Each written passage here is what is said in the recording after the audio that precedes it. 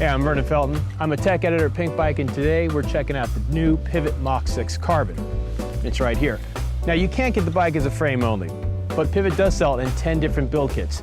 Starting price, $5,099. Now, if for some reason you've got 10 grand just lying under your sofa and you want to blow it on a bike, you can spend 10 grand on the top tier XTR Di2 2x model.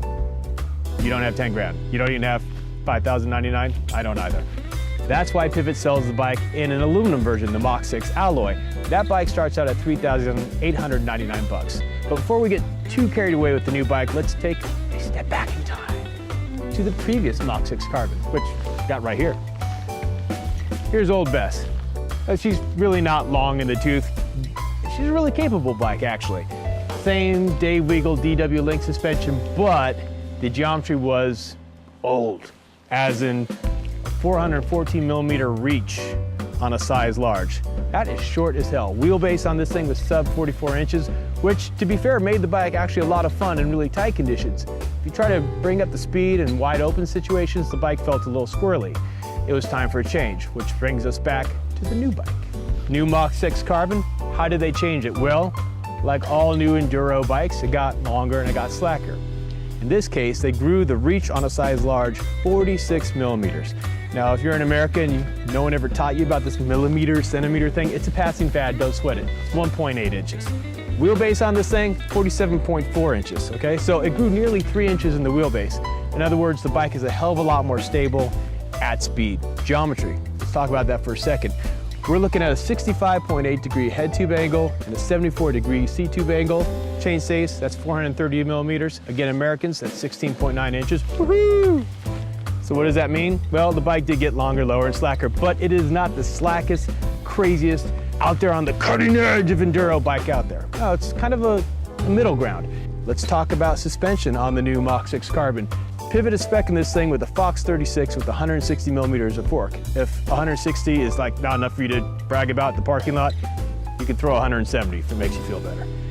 Rear end, Fox DPX2. That's what comes stock on the bike. If you feel like, again, you have to upgrade for some reason, there is the Float X2. It's an upgrade option. And if you're thinking, dude, I gotta go coil, because that's just who you are, well, Pivot doesn't want you to. They designed the bike to run with a shock that's got more progressive nature, right? An air sprung shock, in other words.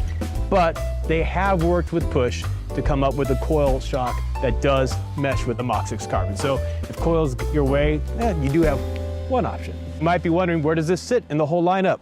Given that Pivot has released the Mach 5.5 Carbon just a few months ago and the Firebird last year.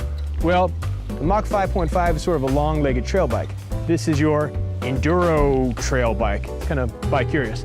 Then you got the Firebird, which is your gravity single crown bike. I'm just throwing in quotation marks. What does this really mean? Mach 5.5, 140 millimeters travel. Mach 6 Carbon, 155. Firebird, 170. So Firebird's more your lightweight park bike. This is your everywhere shredder. Mach 5.5 is gonna have more of an emphasis on climbing. I guess the real question is this: how does the Mach 6 Carbon compare to other bikes? Well, I'm not gonna lie, I haven't ridden the damn thing.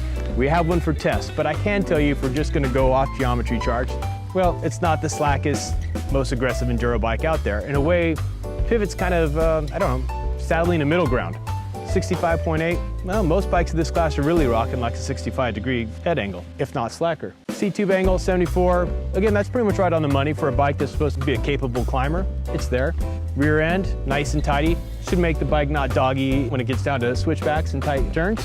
So if you're looking for a bike that is, up to date with enduro standards, but, maybe not so much of an armful in tight conditions, this might be the bike. Again, we can't tell you, but we're gonna be able to tell you in a little bit because we're getting one for test.